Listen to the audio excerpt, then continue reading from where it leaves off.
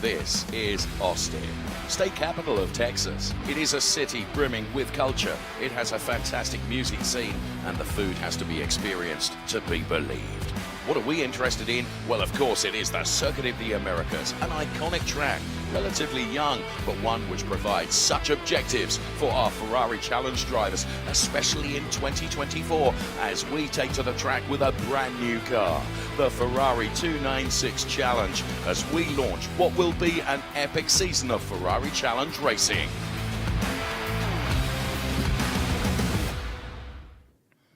Here we are then, and extolling the virtues of the Ferrari 296, but the Ferrari 488 continues, and we have a whole category of 488 cars coming out on track now to contest their 30-minute race. A mix of Pirelli and Shell drivers, some 26 of them, taking their way out on this COTA circuit right now. It's a brilliant calendar that we have for 2024, which sees it all launch here at the Circuit of the Americas before we head off to California for Laguna Seca for round 2. Round 3 is in support of Formula 1 with Circuit Gilles Villeneuve, Montreal.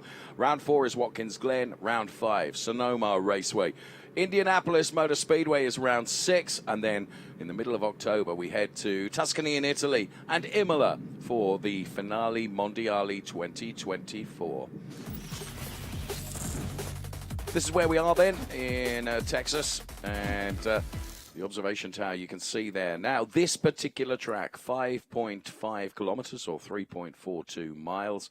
Counterclockwise with the 133-foot climb into turn number 1. We're around about half an hour's drive from central Austin. I would suggest to you it's quite an undulating track and one that really tests our drivers. Now, the weather conditions have been really very difficult to predict during the course of today. At the moment, the track temperature is 35 degrees, the air temperature is 28, humidity has dropped a bit, 69%, as has the wind dropped from 22 kilometers per hour down to 18 kilometers per hour now. And Tony, I just popped out to take a look at the weather, and actually, I'm touching wood here as I'm saying this, the sun has broken through the cloud as well. Hello, Tony Verlander with us all afternoon. Great to see you.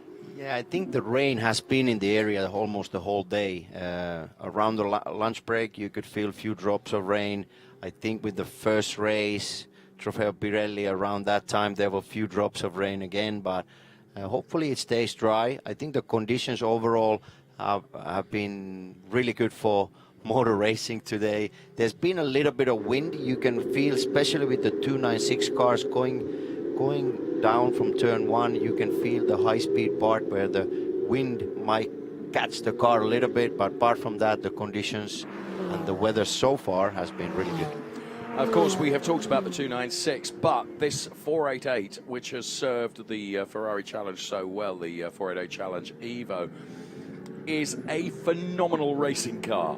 And it's great that we have the opportunity to bring even more value to the weekend by including some of the 488 Challenge Evo cars to race again in this season 2024. And with some 26 other cars out on track and 1 or 2 drivers that are driving not only in the 296 but also driving in the 488 as well, Tony. Yeah, that's quite interesting choice. We talked about it earlier in the same weekend, and actually the races are very close next to each other. So to drive in the end 2 quite different race cars with a different pace and lap time is not an easy task. The braking is a bit different, the handling as well.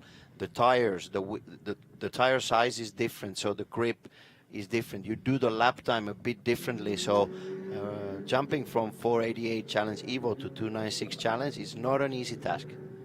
You were saying that it's only happened to you once or twice in your glittering racing career, where you've raced in 2 cars across the course of one race weekend, and as you say, from a mindset point of view, you're having to get into the groove. Exactly. So on the physical side, obviously, well prepared, that's not an issue. But to understand the differences of the race car, and you actually start to mix up a little bit the comments between the 2 cars, because you are always commenting really fresh when you come out of the car has this, we need to fix this. And then when you jump out of, in this occasion, from 296 challenge to 488, you start to sort of process all this information, and it doesn't always come out right. So you need to be really clear, because even just looking at the lap times, you're driving between 2 to 4 seconds slower with the 488 Challenge Evo. So that's a big difference. Okay, so as I mentioned, some 26 drivers will be taken to the track in the 488 Challenge Evo cars, and taken to the track right now is another member of our broadcast team, and delighted to be working with Shay Adam. Does that mean I can go take the safety car and run some laps? Because I would volunteer as tribute if that was the case. We had a very interesting qualifying session for our 488 Evo earlier on. I want to start with our shell class, because it was Matt Dalton who actually put his car on pole position. Thrilled to congratulate Matt for that accomplishment. Talked to him earlier on in the weekend. He does have the new 296, but he wanted to focus on this class. In particular, he feels like this is his best opportunity to get a trophy at the end of the day. He already got one in theory this morning for that pole position. I'm sure that the team will be giving him an extra slice of dessert tonight or something of that matter as a congratulations. But on the front row of the grid, this is where the other stories are. We've got Massimo Perenna with his first pole position, the nephew of Roberto Perenna, again running for Ferrari of Seattle, hasn't quite yet made it back to his grid spot yet, but alongside him, it's Jason McCarthy. And Jason felt like he was blocked on his best lap in qualifying, so he is looking for a little bit of redemption. Jason, one of the drivers participating in 296 and 488. So let's take a quick look. We're still parking cars here. We're getting very, very close to time when the command will be given. Behind in our second row, by the way, just want to mention Mark Musso, car number 13. Mark ran here a couple years ago, got a win. He also won one of the first races of Homestead last year. So Mark Musso is a guy who might just sneak out a win today if anything goes awry for our front row. We've also got Omar Balkasoon, the next row back. Omar in the 33, that is the Star Wars car. We're used to that car. We're used to Omar, but he was planning to run in 296. Unfortunate damage from a crash sustained in practice yesterday meant that he has swapped back to the 488. He's running with that car for today's race, and Omar will be a threat to the podium. Now we've got all the cars in position. Richard, do I have permission? Yes. I have permission. Drivers, start your Ferrari engines. Let's get this race going. Thank you, Shay. Brilliant as always. You were talking there about Mark Musso. Tony and I having lunch with Mark and Mark's wife as well, and that is the very car that we can see almost center shot right now. And he's going from P4 on the grid. So we have a mix of Pirelli and Shell drivers in our 488 Challenge race. The Shell drivers will have the red strip across the top of the windscreen. I beg your pardon, the Pirelli drivers will have the red strip across the top of the windscreen. The Shell drivers will have a yellow strip across the top of the windscreen. That's how you can easily identify in which category each of the drivers is contesting this race. So Ferrari 488 Challenge Evo cars then roaring out of the pit lane onto their formation lap. And this is when it all gets going, because we are ready to go racing.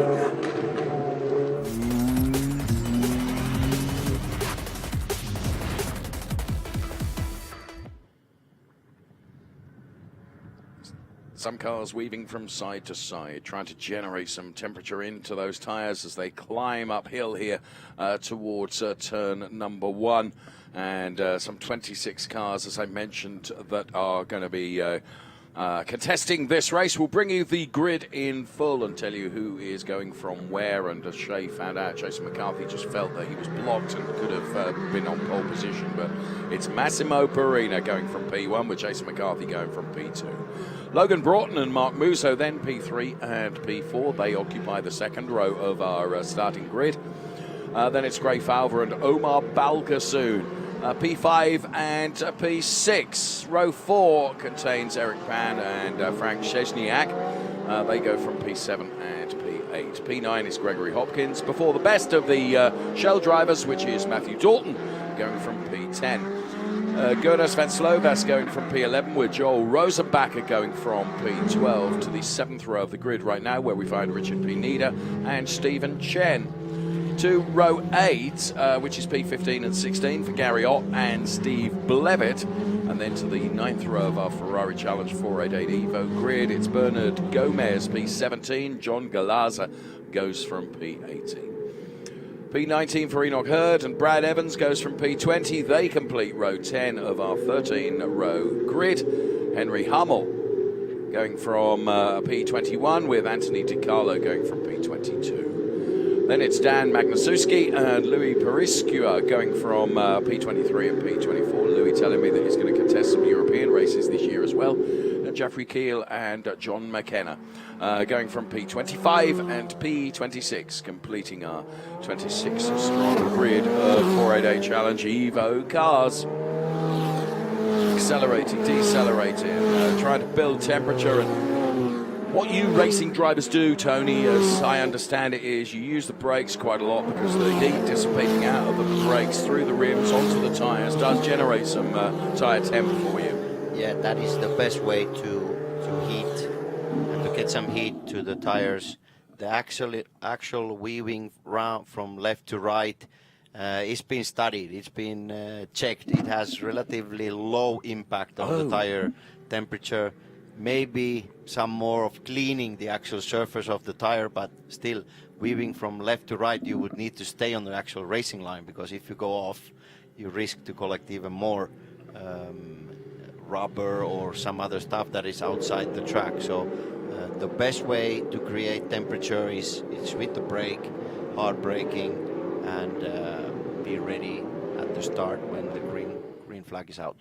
Okay, so the cars will line up in side-by-side formation, grid formation, then following the Richard Mills safety car. Always a rolling start in the Ferrari Challenge, and that's going to be the case, of course, with this race. 30 minutes on the clock for our 488 Challenge drivers to give it their best shot during the course of this opening weekend here at the Circuit of the Americas. Then the safety car will peel off into the pit lane. It will be the responsibility of Perina then to control the pace of the rolling start once the Richard Mills safety car has taken a late dive into the pit lane then. And, well, let's see. The number 26 car, the young hotshot of Massimo Perina then for Ferrari of Seattle, as they head now towards the lighting gantry and the flags. And we've got a full course yellow immediately. So does that mean that... oh, no, we have got a green flag. We saw in graphics the full course yellow, and I have to say, in that first gantry point, I didn't see the flag waving, Tony. Yeah, that's the checkered flag point, and then you have the actual starting point is a bit later for the actual race start. Thank you. You cleared up that little confusion for us as we go racing then with the 488 Challenge Evo.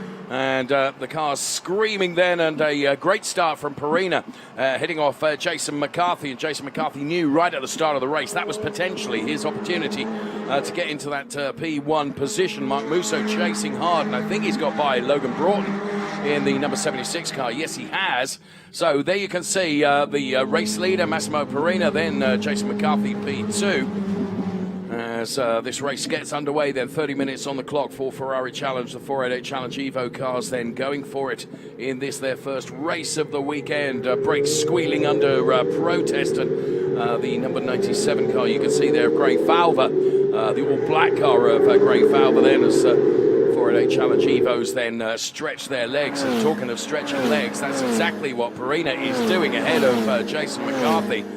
Then it is Mark Musso, Logan Broughton, Gray Falva, Omar Balkasoon now in the Shell category. Bear in mind, those are the cars with the yellow strip across the top of the windscreen so that you can identify those really, really well. Matt Dalton, and going from that P1 position for the Shell drivers within this 488 Challenge Evo race. And there you can see already places trying to be traded there between Logan Broughton and quite a battle going on there. Of course, that is for a provisional podium place, and the number 97 car driven by Gray Falver. Gray looking very lively, and Logan under a bit of pressure here, and Jason McCarthy P2 and Massimo Perina then running in P1. So into the final turn on this 5.5 kilometre circuit then, and the car's heading up towards the climb uphill. It is Perina from McCarthy from Musso. Then it's Omar Balkasoon who's got by Logan Broughton and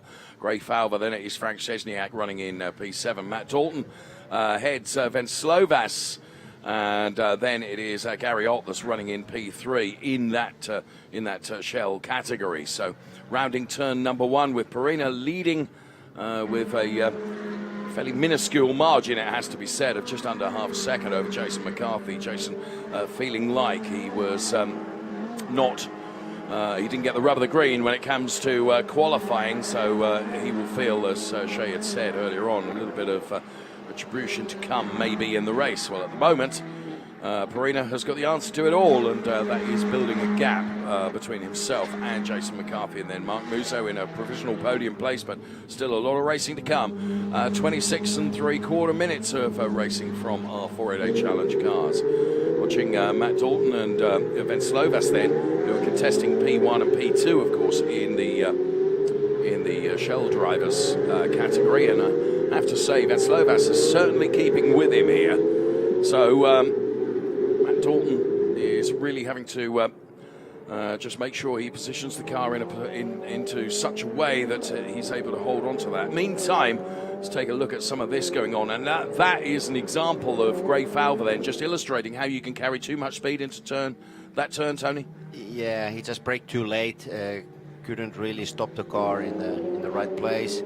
Those glowing front discs are really a scene that we've seen with the 488 cars over the years. So the braking capacity is really on the limit, and drivers are really creating a lot of temperature, especially on those front brake discs. So Logan Broughton now running in P5 with Gray Falver and Frank Szczesniak behind, but Broughton has managed to build up something of a margin now. Can he get on terms with Omar Balkasoon? One would suggest not, given that Omar has gone by, and there you can see them as they screen past our camera point there, and Logan Broughton has indeed got by Omar Balkasoon. It's Perina from McCarthy and Musso, and this is just how close you follow a car ahead of you, and this is diving to the inside now. You've got to be brave and very, very keen on the brakes as well. And, well, to be fair, trying to have a go there doesn't always pay off, but sometimes it does. And great to be able to watch that play out on this Circuit of the Americas track here. Of course, it's not an in-class battle that we were watching there, because it was a Pirelli driver and a Shell driver. Two Shell drivers absolutely together here, though, as they go through, and that was Evans in the 111 car that you could see making a move on the 3 car of Magnusewski. So Perina then extending his margin now to just 1.5 seconds over Jason McCarthy, and then Mark Musso running in P3. So everyone beginning to settle down and into their pace now, and it does take a few laps, doesn't it, Tony, to really find the rhythm and get where you need to be with the car. It is true. After the start, let's say overall everything went pretty clean. No major contacts, some minor touching, little parts of the rear diffuser flying up in the air, but overall quite clean. And now everything is settled more towards their race pace. We have some gaps between the drivers, so everything is progressing pretty well. So no major drama right now.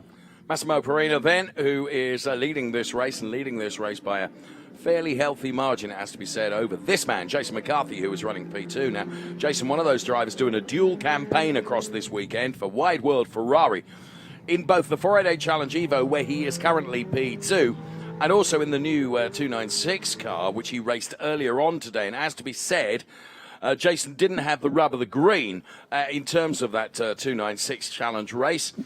he's had to pick everything up again mentally and get back in the car, albeit a different car, and contest a different race. So fair play to Jason McCarthy. Yeah, Jason had a really strong start for the 296 race, but then obviously it was quite easy to spot that he didn't have the pace. The car underneath him was not handling the same way like in qualifying, and he was struggling overall with the grip. So now jump back into a 488 car, so you need to reset the race. You need to reset the parameters a little bit and be ready to adapt quickly to the speed of 488, the braking points, the handling, the tire wear, and everything else. So he's done a good job so far. Matthew Dalton leading in COTA Shell then. Matthew Dalton driving that 133 car, which is centre shot right now. Matthew Dalton leading Gradus Venslovas then, who's running P2, and Gary Ott, who is running P3 in the Shell class. But Matthew Dalton is building up something of a margin himself as well, in much the same way that Massimo Perena is doing that in the Pirelli class. So, of course, that's always the driver's objective, is to try and build as much of a margin as you possibly can. And Gradus, we could see there in the 159 car for Continental Autosports, and they go past our camera position there, and it's palpable, the gap between them, as you could see. So brake discs lighting up, as Tony has suggested, with Omar Balkasoon. Then it became a feature of the 488 Challenge car, with those front brake discs and the huge braking power being put through those discs, how those rotors, as we should say here in the States, really, really light up. And Omar Balkasoon then, Ferrari Fort Lauderdale driver in the number 33 car, currently running P6 with, and there you can see Frank Szczesniak, who is doing some chasing as well. It's Perena from McCarthy from Musso, the 123, the number 97 car that we're looking at now of Gray Falva. So Matthew Dalton, then it is Venslovas and Ott, then the top three in the Shell category. So the mix of the two categories running together, and here we can see a mix of 6 Shell cars all together here. 6-way fight going on, and that's really, really enjoyable for us to watch, and not necessarily so enjoyable for the guy that's leading the pack of those, and trying to hold on to that position. So you always try and find an opportunity, if you can, in a multi-class race like this, where you can try and get a cushion of another driver between you. But Louis Periscu doing a good job there in the 131 car, heading off the 107 car. You can see into the shot as well, which is Galaza. So under the gantry, climbing up the hill once again, and then diving to the inside here. Now, you can make that work, it can sometimes work against you, but John Galaza there for Ferrari of Central Florida, that was textbook, wasn't it, Tony Villander? Very nice overtaking.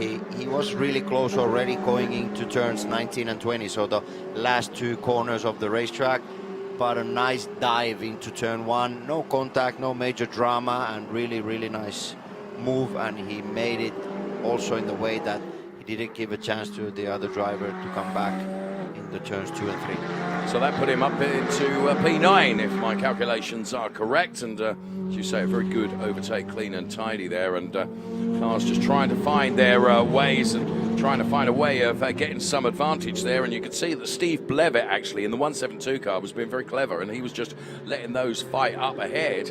And he would take advantage if indeed any advantage was to be had there, as Anthony DiCarlo for Wide World Ferrari goes through. So Anthony DiCarlo going through to pick up that P10 place potentially. So lots of battles going on wherever we look in this Ferrari Challenge 488 race. And once again, side by side here, which is what we like to see. And the Ferrari Challenge over the years has always delivered great racing entertainment. And Brad Evans in the 111 car. So Brad Evans then with a bunch of cars behind, and a car that had obviously turned around, Tony. Whoa, that was a heart-stopping moment for me when I saw that going in a completely different direction there. Yeah, that was a bit scary moment. So obviously he spun in the last sector, so just around the corners of 13, 14, and going the wrong way around and before cutting into the grass and turning the car around again. So it was a bit scary. Heads up for all the drivers. You always need to be ready what's coming after the next corner. And these two have been, this battle that has been developing has been fantastic for us to really watch and enjoy here. Side by side around every turn, and now onto the straightaway as they head up the hill right now. And actually, the one place where you would expect them to be side by side, they're not, Tony. Yeah, but it's a close and tight battle, and you can see the track is very wide in the end of these long straights. So going into 1, 11, and 12, the track gives really opportunity that even if you are a little bit further back from the driver in front of you, you can really dive into the apex of the corner. And we've seen some of the overtaking maneuvers that have been really, really nice, and they made it stick. You've got 7 cars all together there, and it's really, really enjoyable to watch. Right now we're checking out the car of Omar Balkasoon, and Omar Balkasoon in a battle here with Eric Pan. Eric Pan, who has managed to get onto the back of Omar Balkasoon. It's the battle that's going on for P7 in Trofeo Pirelli between Omar Balkasoon and Eric Pan. Eric Pan got, as I say, onto the back of Omar Balkasoon now. Omar Balkasoon, in turn, is chasing down Frank Szczesniak. But I have to say, when all of a sudden your rear view screen is full of a car that is encroaching upon you, you kind of you shift your modus operandi from attacking to defending, because you want to protect the position you've got. But when you're trying to hunt and be hunted at the same time, Tony, that's difficult prospect. Yeah, it's very difficult, because if you protect your racing line too much, then you lose lap time, and the driver in front of you with his normal rhythm gets further up. So you need to have a right balance to protect your own position, but then at the same time, like we see here, I thought it's a tight battle. I thought Eric was going to dive to the inside there. I don't think he was quite close enough to be able to do it. And actually, the skill of a racing driver sometimes is knowing that actually now is not the time to do it. It would be reckless, and it wouldn't do me any favours. I'm going to take it back, and I'm going to try again on another lap, you know. And of course, that turn 1 is one of the favourites for overtaking, but it's not the only place here, Tony. That is true. There is many places to have a clean run for overtaking, and then also when you are in the race, you can also have a read on the other driver's car, grip, handling, and how is the pace. What are you doing with your own race car related to the driver in front of you? If he's sliding more, you know that in the next few laps that won't get any better. So maybe sometimes even a patience to wait a few laps and then to have a sort of attack for your opponent is the right call. So you're actually studying the car that is in front of you at the same time as Steve Blevett then, who's on something of a mission here. He's moving up the order as well, and on the left-hand side of your screen you can see where we're at in terms of the COTA Shell drivers. But listen, patience has obviously paid off for Eric Pan, because he has got by Omar Balkasoon. I don't think we actually saw the overtake, but he's done it. But now Omar Balkasoon is trying to come back at him now. Yeah, he did it into 12, braking late, but he did run off the track at the exit of the corner because he really braked a little bit too deep. But great fight between these two drivers. It has been going on for a few laps now. And that's always enjoyable for us. Good, hard, tight, but respectful racing between two drivers. And fair play to Eric Pan then. He was patient at 1 or 2 places where he could have dive bombed, but it wouldn't have paid off. We're going to see a replay of that overtake as Tony called it for us. Here it is. See. Yeah, this is braking into 12, so we see the track is a bit bumpy here. Very hard braking, one of the hardest of the track. He's a little bit further down. He braked, not necessarily it was needed to brake so late, so then he ran out of the track a bit, but was able to keep the place, and now he's pulling away from the driver.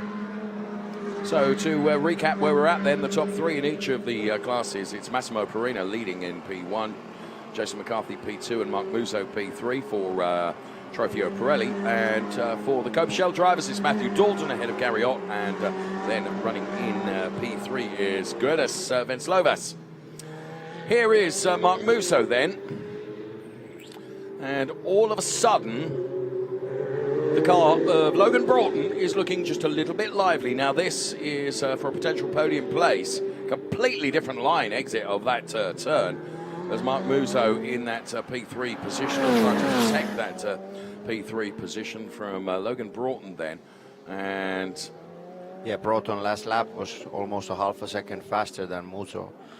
So let's see how this fight develops, but definitely Broughton has some more speed, at least the last lap. yes, now that could have been that Mark Musso made a slight error somewhere, because actually that's a big margin on a lap time, isn't it? So let's see. Logan Broughton then, well, the car looking just a little bit unsettled at the front then, under braking.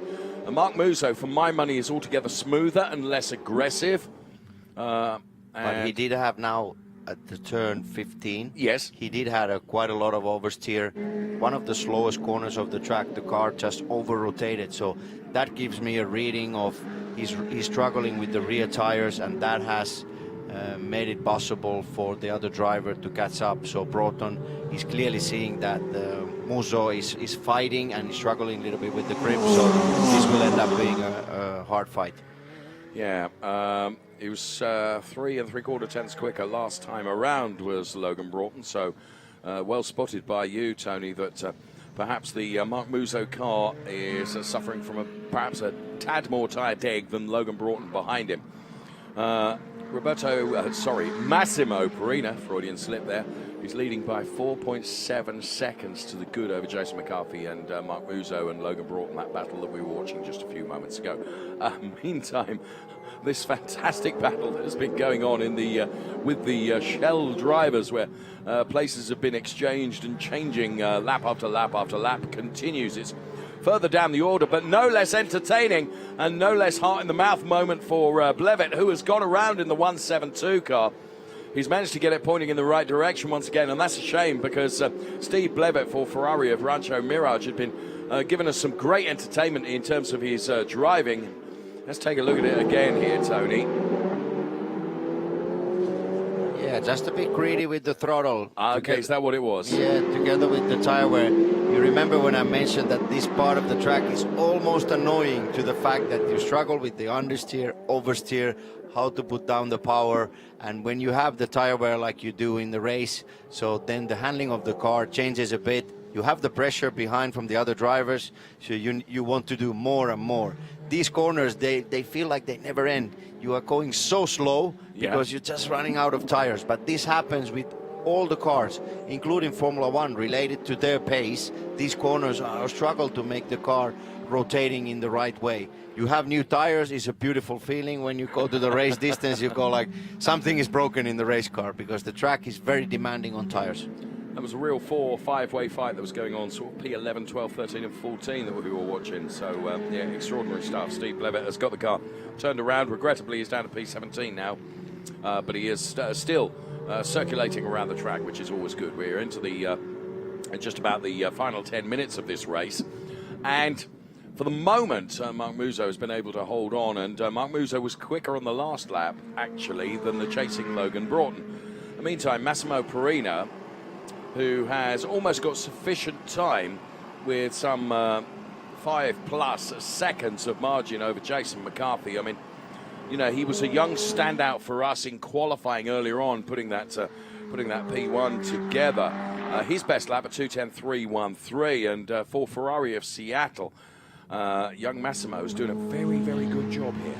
Yeah, he has extended his lead basically every lap. So for me, it says that he's been the quickest car on track and very consistent, and this is the best place to be for a driver. So the pace you are doing is enough, gives you confidence. You just need to repeat it every lap and just control the pace. Avoid the errors, obviously. Yes. But when the team says you are fastest car on track and you know personally what you're doing, that's the best feeling, because then everything is under control. Makes you feel good. Yes.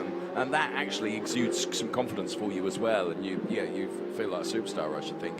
Here is Jason McCarthy, who's certainly not given up the fight, but he's got a big margin to make up here. But the thing is, you've got to be there or thereabouts, because all it would take is for Massimo to make one small error, and that can be costly. So you can't give up hope. You've got to stay with it, and the race is not done until the checkered flag comes out, Tony. Yeah, and actually, if you you put down your effort level and you start to ease up, Yep. that's actually more difficult, because then that's when the mistakes normally happen. So it's better to keep up a decent speed, to be on it the whole race distance, and that this way the right concentration and the right effort, because even the car starts working differently if you ease up with the brake pressure, the turning point, the way you go on throttle. So the best way is keep up the effort until the checkered flag and avoid the errors. So there is Jason McCarthy then. He can see the Massimo Perina car ahead of him. And Mark Musso and Logan Broughton, which is the battle that has been going on for P3. For my money, Mark Musso has got the measure of that now. And the gap between Mark Musso and Logan Broughton has increased significantly as Mark Musso controls that car going through the turn. Meantime, to where the action is in the shell category of cars, as incidentally, Frank Szczesniak has just got by Eric Pan as well. And, you can see there, Eric Pan wanting this back, as Eric Pan does, or does he not, because they go side by side through this sequence of turns here. Frank Szczesniak and Eric Pan, good, healthy respect between each of them. Racing room is being left, and through the S's now, where you take liberties with the curbs and really throw the 488 Challenge Evos through these turns. This is the battle that is going on for P6 in the race in Pirelli, and also P6 in the race overall. And for the moment, Frank Szczesniak maintains that P6 position, but Eric Pan came calling and will come calling again, I feel. Yeah, the art of overtaking is turn one is not always the best place to overtake, because like we saw now, the driver who got overtaken got his place black, so Szczesniak was able to recover in the exit and have a better line through turn two. So always, let's say, art of overtaking is when you overtake, don't overshoot the apex, stop the car. So in this case, Szczesniak would have needed to slow down. Instead, yes, carry too much speed, leave the other driver some room so he can actually carry a better exit speed. So this way he lost the place back. So one of the best drivers, in my opinion, to do these operations is Fernando Alonso. If you see him overtaking, he always puts the other driver in a bad spot, and normally the other driver is not able to recover. Now there is an example of carrying too much speed into turn number one, and yes, it's that turn number one is really interesting. But the point that you're making there, Tony, is very critical as well, because you're almost thinking about not the turn that you're approaching, but it's the next turn afterwards and optimizing your line for that turn. Exactly. And then sometimes when you overtake a driver, you don't need to outbrake him by a car length. You just need to outbrake him in a way that you are next to the car, you are inside, so the next corner is yours. So that's what it's all about. Now this four-way fight that is continuing to rage here, and has raged for some time, which has been really interesting for us to watch, with a mix of Shell drivers out there now. Right in the mix here, you can see one Pirelli driver, and that Pirelli driver is Hopkins, then between Matthew Dalton and Gary Ott.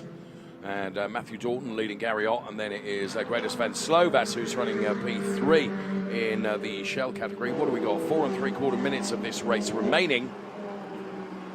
And the 488 Challenge Evos then proving what a steadfast racing car they have been. It's been the 488 Challenge staple for many years, and absolute joy as Matthew Dalton then really seems to, what I find here is the liberties you take with those curbs, and it's almost like you're wringing the neck of the car, Tony. You're kind of really physical with it to get the most out of it. Yeah, this is very characteristic for this track. So based on the car ride height, and in this case the challenge car, both 296 and 488, they can really run over the curbs, even the high orange curbs, the first S's, so between the turns number 3 even up to turn 6. So there's a lot of lap time to be gained.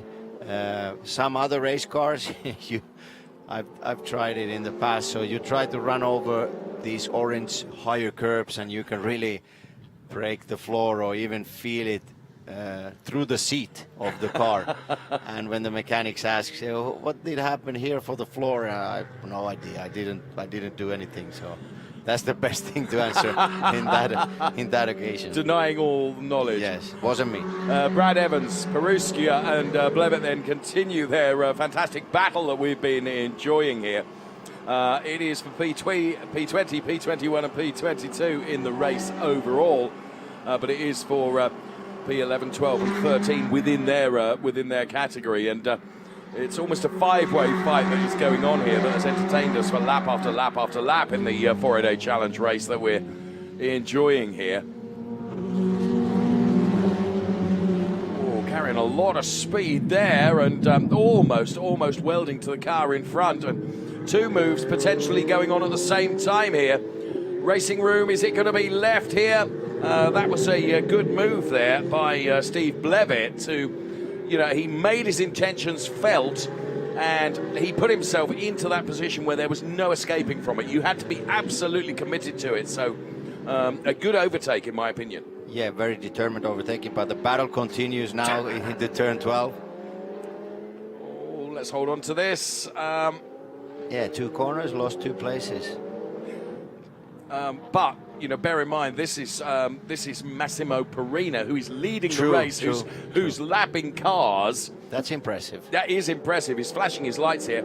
But fair play to the Ferrari Challenge drivers he's coming up against now. They're aware of that fact and giving him room to get by as well, I was going to say, because of course he is, as I say, lapping those cars, and Massimo has done a really good job here, and he's trying to extend his lead even further, because actually the more he gets caught out in traffic, this could be a loss of time for him. What do we got? We've only got a minute and a half of the race remaining.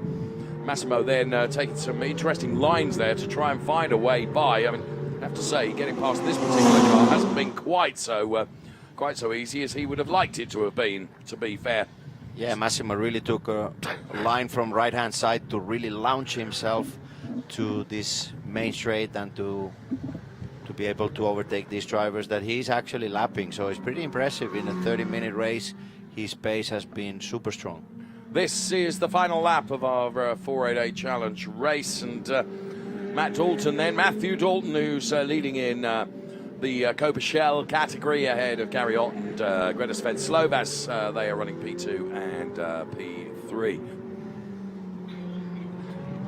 Massimo Perina, Jason McCarthy and Mark Musso, of course, are 1, 2, 3 in the Pirelli class. You can see the flag being waved there to indicate that it is the final lap of this race. The 106 car then of Gary Ott for Ferrari Philadelphia. There you can see in battle with Gregory Hopkins, who of course is a Pirelli driver. So not whilst it's a battle for a position in terms of the overall result within class, it's not so much of a critical battle that is going on there. Very impressive drive from Matthew Dalton in the 133 4-a-day Challenge Evo car, who has, for Ferrari of Long Island, had a very good race indeed. Massimo Perina, very nearly 6 seconds to the good over Jason McCarthy. And Massimo Perina, we can see here in the number 26 car, and a sequence of turns there that confront him before the checkered flag, and the final lap of the 4-a-day challenge race here as part of our Ferrari Challenge weekend at the Circuit of the Americas. He'll feel it's a job well done. Did a lot of the hard work, if I'm honest with you, during qualifying. And there the checkered flag flies for Massimo Perina then, P1. And it'll be a while before we see Jason McCarthy cross the line, because Massimo had a very good lead. But here comes our leader in the COTA Shell class, and that is the 133 car of Matthew Dalton then. Matthew Dalton then heading towards the checkered flag ahead of Gary Ott and Greta Sven-Slovas running in P3. So Matthew Dalton then in the 133 car with just a turn or so to do. One turn is left, and then he will see the checkered flag unfurled, and he will be confirmed as the winner in our class. So, across the lines, the drivers come then, and as has been the case for many, many years, Tony, the Ferrari 488 Challenge cars and drivers delivering a great race for us. Yeah, in the lead was a little bit more easygoing. Massimo Perina had a really strong pace. He really controlled the race, but behind, especially in the Coppa Shell fight, there was like a group of drivers always battling for the positions, and was great to see overtaking maneuvers done into turn 1, turn 11 and turn 12. Again, relatively clean race, no major contacts, and was great to see that the drivers were able to do the full race distance. I was really impressed, if I'm honest with you, with Mark Musso, who at one point we thought he was under threat from Logan Broughton, but he seemed almost psychologically to take control of that situation and just make himself smoother and not fall prey to Logan Broughton, who I felt was a bit more aggressive behind him. Yeah, that is true. He kept his concentration, he kept his pace, and sometimes what happens is the chasing driver is actually asking more from his tires. So as soon as he arrived behind, when Broughton arrived behind Musso, he sort of settled for the pace, and then he couldn't really challenge for that third place, for that last podium place. So again, good drive from Musso. Yes, and it's understanding the capabilities and of what you've got with the car underneath you, I suppose, and driving to its strengths, and just managing anything that is not necessarily a weakness, but which is perhaps where you have a disadvantage in comparison to the car that is behind you. So Massimo bringing the car into the pit lane then, and doubtless he'll be collared by Shea pretty quickly, and we will be hearing from him. So great job done. And also with the traffic, Massimo, we saw that he almost lost some time, but you can see for McCarthy, he lost the double with the last 2 laps with the traffic. Probably gave up a little bit of pace, but with the traffic, the winning driver, Massimo Perina, he actually did a really good job, because from 5 to 6 second gap, it actually went up to almost 12 seconds in the last 2 laps. Wow. Wow. So there is the 133 car of Matthew Dalton, then Ferrari of Long Island, who pulls the car into the pit lane and will run down the pit lane and be pretty happy with his performance. And there we can see the car of Massimo Perina and the team there to support Massimo getting out of the car.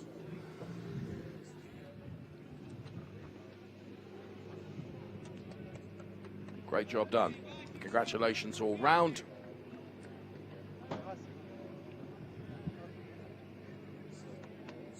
And there you can see it. So P1, confident young man. You can just see Daniel Mancinelli there, driver coach. Daniel himself, a superb racing driver, and offering his congratulations as well. The relationship as a racing driver that you have with your driver coach is really important, isn't it? Yeah, it is always an interesting, very individual relationship between the drivers. So it's important to coach the drivers in the right way, but this is an important approach. Well, Perina's been well coached. Jason McCarthy takes P2. Massimo winning, of course, then Mark Musso. Logan Broughton, Gray Falva, P5. Frank Szczesniak, P6. Then it was Eric Pan and Omar Balkasoon ahead of Matthew Dalton taking the win for the Shell drivers. Then it was Hopkins, Ott, Venslovas. Then it's Stephen Chen, Enoch Hurd, Bernard Gomez. Henry Hummel, well done, Henry. Good showing there. Anthony DiCarlo. Then the rest of the order you can see on the screen there, all the way down to P26. So brilliant job done by Brad Evans, Steve Levitt, and Louis Perescuia, who were giving us such great entertainment throughout the entire race. So well done to all the drivers. And brilliant job done. Brilliant job done by Massimo Perina. He's with Shea right now. Massimo, it wasn't as easy as it looked on paper, but you controlled that race the whole time, setting the fast lap after fast lap. What was it like from your perspective, though? Was it boring? Boring is the wrong word for it. It definitely went as we drew it up, because as we drew it up, drive away, make an easy race, but the traffic definitely came in late and made it a bit of an issue, but with the gap we built, it wasn't a problem. What did you learn today that you'll apply tomorrow? to go fast and to be first. That's, I mean, first time doing it, so that's my lesson for the day.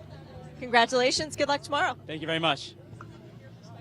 He's a very confident young man, isn't he? Yeah, it's a good approach. In this sport, you need to be, I'm not saying selfish, but you need to have a lot of self-discipline yeah. and belief, and you need to believe that you are the best driver out there, and that takes you already very far away. Well, let's take a look at how today has played out then in terms of the points haul, because that is critical as well. Bearing in mind that, championship that runs throughout the season,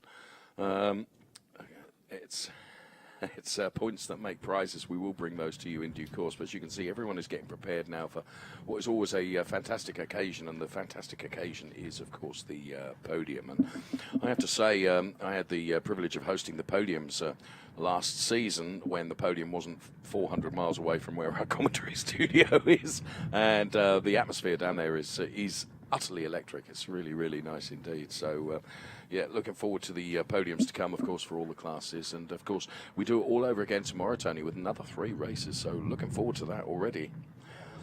Really looking forward was this morning the fact that seeing the 296 Challenge car in qualifying, but the actual race, how was the racing? And that was great to see, and the cars are really beautiful, fast, and it really proved itself also in the racing conditions. So it was a very interesting day.